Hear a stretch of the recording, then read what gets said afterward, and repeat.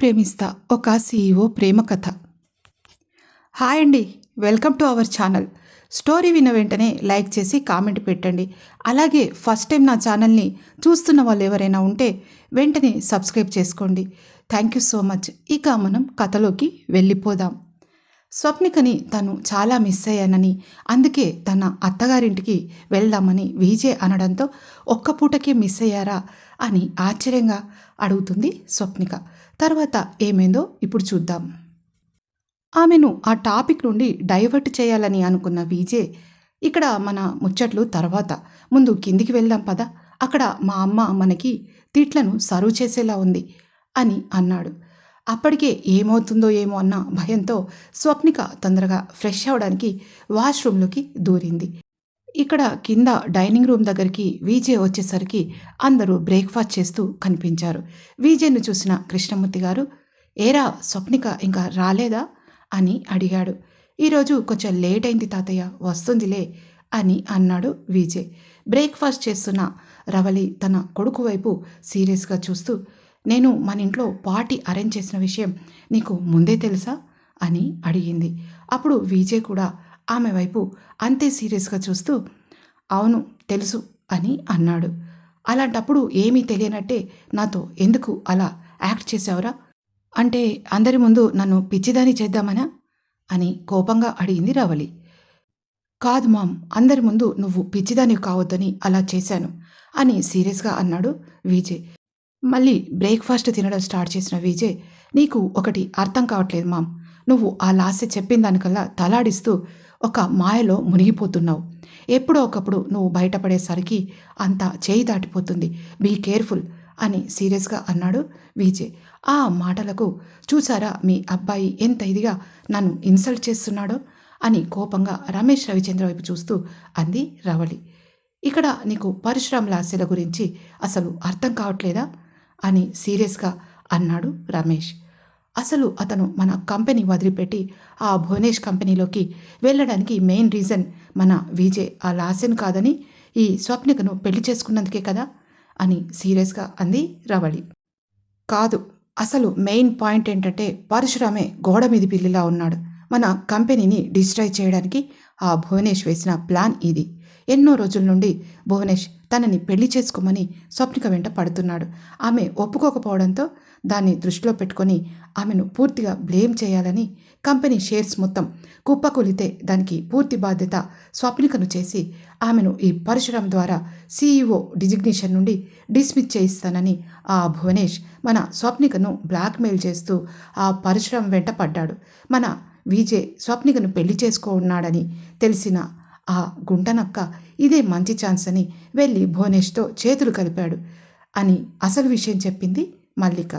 దాంతో ఒక నవ్వు నవ్విన దీప, ఎలా అయితే ఏంటోదినా, మొత్తానికి దాని వెనుక మాత్రం స్వప్నికే కదా రీజన్ అని నవ్వుతూ అంది. అప్పుడే ఫ్రెష్ అయి వచ్చిన స్వప్నికను చూసిన రవలి వెంటనే, చూడు ఈరోజు ఒక గంటలో మన ఇంటికి నిన్న పార్టీ అరేంజ్ చేసిన ఈవెంట్ ఆర్గనైజర్ వస్తాడు. నీకు ఇచ్చిన ఆ అమౌంట్ నుంచి ఒక 1,00,000 రూపీస్ తీసి అతనికి ఇచ్చి పంపించేయి అని ఆర్డర్ వేసింది. ఆ మాటలకు అక్కడున్న వాళ్ళంతా ఆశ్చర్యంతో చూశారు. మన ఇంటి నెలవారీ ఖర్చు 8,00,000 రూపీస్, స్వప్నికకు ఇచ్చిందేమో 5,00,000.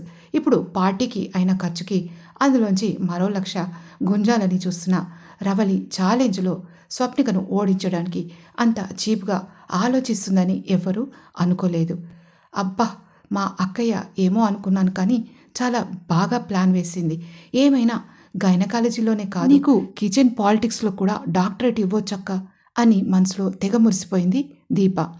అత్తయ్య, ఒక మాట మర్చిపోయారు మీరు నాకు ఓన్లీ మన ఇల్లు నడపడానికి మాత్రమే ఆ అమౌంట్ ఇచ్చారు. వేరే పార్టీలకు ఆ అమౌంట్ నుండే ఇవ్వాలని మీరు చెప్పలేదు. అలాంటప్పుడు ఆ పార్టీని అరేంజ్ చేసింది మీరు కాబట్టి ఆ పార్టీకి నాకు ఇచ్చిన అమౌంట్కి ఎటువంటి సంబంధం లేదు అని శుతిమెత్తగా ఖచ్చితంగా చెప్పింది స్వప్నిక. ఆమె నుండి వాళ్ళు ఊహించని ఆ ఆన్సర్ రావడంతో ఆ మాటలు విన్న రవలి దీపాలు ఇద్దరూ అవాక్కై చూస్తారు. ఏంటి నువ్వు ఈ ఇంటి పెద్ద కోడలికి అక్కయ్యకి ఎదురు చెప్తావా అని సీరియస్గా అంది దీప. నేను ఎదిరించడం లేదు చిన్నత్త, మన అగ్రిమెంట్లో ఉన్న పాయింట్స్ గురించి మాట్లాడుతున్నాను. అంతే తప్ప నేను తప్పు పట్టడం లేదు. ఎందుకంటే ఒకసారి మీరు ఆ అగ్రిమెంట్ని గుర్తు తెచ్చుకోండి. నేను ఒక 6 నెలల పాటు ఈ ఇంటిని చూసుకోవాలి. దానికి మీరు నాకు 5,00,000 రూపాయలు, అక్షరాల 5,00,000 రూపీస్ ఇచ్చారు. ఇంట్లో పార్టీలకి పబ్బులకి కూడా ఆ అమౌంట్ నుండే ఇవ్వాలన్న కండిషన్ కానీ కమిట్మెంట్ కానీ అందులో లేదు కదా అని అంది స్వప్నిక. దాంతో తన తప్పు దొరికిపోయిందని అన్న ఉద్దేశంతో కొంచెం అసహనంగా ఫీల్ అయిన రవళి, ఏంటి నాకే ఎదురు చెప్తున్నావా అని కోపంగా అంది. అప్పుడు విజయ్ మధ్యలో కల్పించుకొని, ఒక్క మాట అమ్మా, ఇక్కడ నువ్వు ఒక లాజిక్ మిస్ అవుతున్నావు. స్వప్నిక చెప్పింది కరెక్ట్. నువ్వు ఇచ్చిన అమౌంట్ ఓన్లీ ఇల్లు నడపడానికి తప్ప పార్టీలకి నువ్వు ఫండ్ ఇవ్వలేదు. అది నువ్వే పెట్టుకోవాలి అని ఖచ్చితంగా చెప్పి తన రూమ్లోకి వెళ్ళిపోయాడు. రమేష్, ఉమేష్, తాతయ్య, కృష్ణమూర్తి కూడా అదే కరెక్ట్ అని వాదించారు. తర్వాత చేసేదేం లేక నోరు మూసుకుంది రవళి. ఇంతలో సావిత్రి అందరికీ బ్రేక్ఫాస్ట్ సర్వ్ చేయగా అందరూ బ్రేక్ఫాస్ట్ చేసిన తర్వాత అక్కడి నుండి వెళ్ళిపోగా దాసు లంచ్ బాక్సెస్ కూడా అందరి కార్లలో పెట్టి వచ్చాడు. ఆ బాక్సెస్ చూసిన దీప, ఏంటి లంచ్ బాక్సెసా? మరి మాకే పెట్టారేంటి? విజయ్కి, స్వప్నికలకి బాక్సెస్ ఇవ్వరా అని ఆశ్చర్యంగా అడిగింది దీప. లేదమ్మా, వాళ్ళకి ఈరోజు బాక్సు పెట్టించలేదు అని సావిత్రి అనగానే, ఏంటి మీరు వెళ్ళి రెస్టారెంట్లోనూ క్యాంటీన్లోనూ లంచ్ చేస్తారు, మాకేమో ఇంటి భోజనమా అని అంది వెటకారంగా దీప. దానితో స్వప్నిక మాట్లాడుతూ, లేదు చిన్నత్త, అందరికీ ఒకటే, కాకపోతే నాకు విజయ్కి ఈరోజు ఒక మీటింగ్ ఉంది, అక్కడే లంచ్ చేయాల్సి వస్తుంది, అందుకే లంచ్ బాక్సెస్ మాకు అవసరం లేదు అని చెప్పింది. ఏదో గుర్తుకొచ్చిన కృష్ణమూర్తి గారు, ఏంటి దీప, మీ అక్క కొడుకు ఇంకా రాలేదా అని అడిగాడు సీరియస్గా. ఆ మాటలకు ఊపిరి బిగపట్టి దీప ఏం సమాధానం చెప్తుందా అని టెన్షన్గా ఉంది స్వప్నిక. రాలేదు మామయ్య, ఎందుకో ఈ నైట్ కూడా వస్తాడో రాడో తెలీదు, తను రావడం లేదని నిన్న రాత్రే మాకు మెసేజ్ పెట్టాడు అని అంది దీప. మరి అతని ఫ్రెండ్కి ఎలా ఉందో చెప్పాడా లేదా అని అడిగాడు కృష్ణమూర్తి. పర్వాలేదంట మామయ్య అని అంది దీప. అమ్మయ్య, ఈరోజు కూడా వాడు ఇంటికి రాకుండా ఉండాలని దేవునికి మనసులో దండం పెట్టుకుంది స్వప్నిక. ఇంతలో దీప ఫోన్ రింగ్ అవడంతో అక్కడి నుంచి లేచి తన గదిలోకి టెన్షన్గా పరుగు తీసింది. అప్పుడు ఆమెను వింతగా చూసిన ఉమేష్ కూడా ఆమె వెనకే వెళ్ళాడు. అది చూసిన కృష్ణమూర్తి గారు, వీడు దీప వెనకే వెళ్ళాడంటే మళ్ళీ ఏదో గొడవ ముదిరేలా ఉంది, చచా ఈ ఇల్లు ఎప్పుడు బాగుపడుతుందో ఏంటో అని మనసులో బాధగా అనుకున్నాడు. బ్రేక్ఫాస్ట్ చేసిన స్వప్నిక విజయ్ ఎంతకు కిందికి రాకపోవడంతో తనే రూమ్లోకి వెళ్ళి చూడగా అక్కడ ఎవరితోనో అతను సీరియస్గా ఫోన్లో మాట్లాడుతూ కనిపించాడు. స్వప్నిక తనకు విజయ్కి అవసరమైన మీటింగ్ ఫైల్స్ అన్నీ చూసుకుని టేబుల్ పైన పెట్టి డ్రెస్సింగ్ రూమ్లోకి వెళ్ళిన ఆమె ఒకసారి తనని తాను మిర్రర్లో చూసుకుంది. ఎల్లో బార్డర్ ఉన్న ఎల్లో అండ్ ఆరెంజ్ షేడెడ్ కాంబినేషన్లో ప్రింటెడ్ సిల్క్ శారీకి contrast plain back mega sleeves, matching blouse వేసుకుని చెవులకి వేలాడుతున్న లాంగ్ ఇయర్ రింగ్స్, మెల్లో చిన్న నక్లెస్తో సింపుల్ అండ్ డీసెంట్గా రెడీ అయ్యి బెడ్రూమ్లోకి వచ్చిన Swapnika black and black full సూట్లో ఫెయిర్ కలర్లో మెరిసిపోతూ యారోగెంట్ లుక్స్తో మ్యాన్లీగా ఉన్న విజయ్ని అలాగే చూసి మెస్మరైజ్ అయింది. విజయ్ తన దగ్గరికి వచ్చి ముఖంపై ఎయిర్ బ్లో చేయడంతో ఉలిక్కిపడిన స్వప్నిక కాటుక కళ్ళు అతన్నే తడమగా ఆమె నడుము చుట్టూ చేయి వేసి దగ్గరికి లాక్కుని, ఏంటి వైఫీ అలాగే ఆగిపోయావు? ఎల్లోలో కలిసిపోయిన నువ్వే చాలా బ్యూటిఫుల్గా ఉన్నావు, మరి నాకు సైట్ కొడుతున్నావేంటి అని ఐవింగ్ చేస్తూ అన్నాడు విజయ్. దాంతో లేదు విజయ్ అని కంగారుగా అంది Swapnika. Black and black full సూట్లో నేను కూడా హాట్గా ఉన్నాను కదా స్వీట్ హార్ట్, నీ కళ్ళు నీ ఫీలింగ్స్ని ఈజీగానే చెప్పేస్తాయి అని ఆమె నున్నని బుగ్గలపై తన పెదవులతో రాస్తూ అన్నాడు విజయ్. అతని నుండి వస్తున్న పెర్ఫ్యూమ్ స్మెల్ ఆమెని మాయ చేస్తుంటే బ్రష్లా మారిన విజయ్ మీసాలు తన బుగ్గలపై వేస్తున్న పెయింట్స్కి ఆమె ముఖం కూడా క్యాన్వాస్లా ఎరుపు రంగు అద్దుకుంది.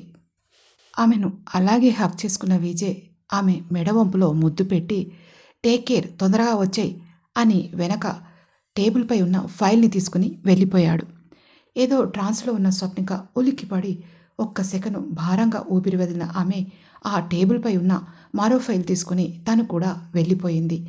ఇక్కడ రాత్రి హాస్పిటల్కి వెళ్ళి చూసొచ్చిన భరత్ చాలా చిరాగ్గా ఉన్నాడు. బెడ్పై పొర్లుతున్న అతనికి కళ్ళు మూసినా తెరిచినా నిన్న రాత్రి విజయ్ స్వప్నికల మధ్య ఉన్న బాండింగ్ అతనికి కళ్ళ ముందు కనపడి అతన్ని పిచ్చివాణ్ణి చేస్తుంది. ఎలాగైనా ఆమెని లొంగదీసుకోవాలని అనుకుంటే మధ్యలో ఇదొక బర్డెన్ అని చిరాగ్గా అనుకున్నాడు భరత్. వెంటనే ఆ కోపంతో అతను ఎవరికో ఫోన్ చేశాడు. అటువైపు ఫోన్ లిఫ్ట్ చేయగానే, అన్నయ్య, ఇంకా ఎన్ని రోజులు ఈ టార్చర్ నాకు? నువ్వు అక్కడెక్కడో ఉండి నాకు లేనిపోని పనులు అప్పచెప్తున్నావు. నువ్వు అనుకున్నట్టు ఆ విజయ్ గాడు మామూలోడు కాదు, చాలా టఫ్ అండ్ డేంజరస్లా ఉన్నాడు. ఇంకెప్పుడు నువ్వు ఇక్కడికి వస్తావు అని కోపంగా అడిగాడు భరత్. అతను అడిగిన మాటలు పూర్తయ్యాక అటువైపు నుంచి ఒక బేస్ వాయిస్ మాట్లాడుతూ, చూడు భరత్, నీకు అప్పచెప్పిన పనులు 3. ఆ 3 ఒకటి ఆ అమరానందికి కాపలగా ఉండడం, 2 స్వప్నికని నీడల వెంట ఉండి కనిపెట్టుకొని ఉండడం. ఈ 2 ఓకే. బట్ ఇక ఆ 3వది మెయిన్, ఆ గీతిక అండ్ హేమంత్లని వెతికి పట్టుకోవడం. అసలు నువ్వు పట్టుకున్నావా లేదా అని సీరియస్గా అడిగాడు అతను. ఇప్పుడు ఆ స్వప్నికని ఫాలో అవుతున్నాను, కానీ ఆ ముసలాడికి ఏదో మాయరోగం వచ్చి హాస్పిటల్లో అడ్మిట్ చేయాల్సి వచ్చింది. అందుకే నాకు చాలా చిరాగ్గా ఉంది. ఆల్రెడీ ఆ స్వప్నిక విజయ్ గాడితో కమిట్ అయి ఉంటుంది. వాళ్ళ మధ్యలో ఉన్న బాండింగ్ చూస్తుంటే నాకు అర్థమైపోయింది అని కసిగా కోపంగా అన్నాడు భరత్. అప్పుడు అటువైపు నుంచి గట్టిగా నవ్విన అతను, నీకు స్వప్నిక లైఫ్ లాంగ్ కావాలా, లేక దాని నుంచి వచ్చే బెనిఫిట్స్ కావాలా అని హార్ష్గా అడిగాడు అతను. చా, ఇండియన్ టిపికల్ గర్ల్, దాంతో లైఫ్ లాంగ్ అంటే నా ఎంజాయ్మెంట్కి ఫుల్ స్టాప్ పెట్టాల్సిందే. అది సెకండ్ అయినా థర్డ్ అయినా ఐ డోంట్ కేర్ అన్నయ్య. దాంతో పెళ్లి మాట తర్వాత ఆ స్వప్నిక నన్ను అవమానించినందుకు నా దగ్గర ఉంచుకుని దాన్ని టార్చర్ పెట్టడమే నాకు కావాలి అని కోపంగా అన్నాడు భరత్. అలాంటప్పుడు కొద్దిగా పేషెన్స్ అవసరం కదా అని సీరియస్గా అన్నాడు ఆ ఫోన్లో మాట్లాడుతున్న వ్యక్తి. మళ్ళీ అతనే మాట్లాడుతూ, అయినా నువ్వేం టెన్షన్ పడకు, ఈరోజు వాడిది కావచ్చు, కానీ కొన్ని రోజుల తర్వాత అన్ని రోజులు మనవే అని అన్నాడు ఆ ఫోన్లో మాట్లాడుతున్న వ్యక్తి. ఇంతలో భరత్కి వేరే ఫోన్ రావడంతో ఎవరా అని చూస్తే అది అతని మనిషి పాండు నుండి వస్తున్న ఫోన్.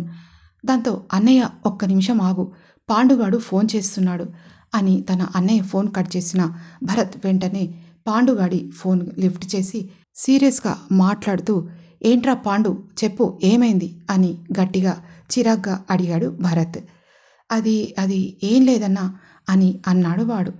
అంతలో వాడికి ఏదో డౌట్ వచ్చి, ఏం లేకపోతే ఫోన్ ఎందుకు చేసావురా, చెప్పు ఏంటో అని కోపంగా అడిగాడు భరత్. అన్నా, అది అది ఎలా చెప్పాలన్నా అని నసుకుతూ అన్నాడు పాండు. ఎలా చెప్పడం ఏంట్రా, ఏమైంది అసలు అని కళ్ళు మూసుకొని ఆలోచిస్తూ అడిగాడు భరత్.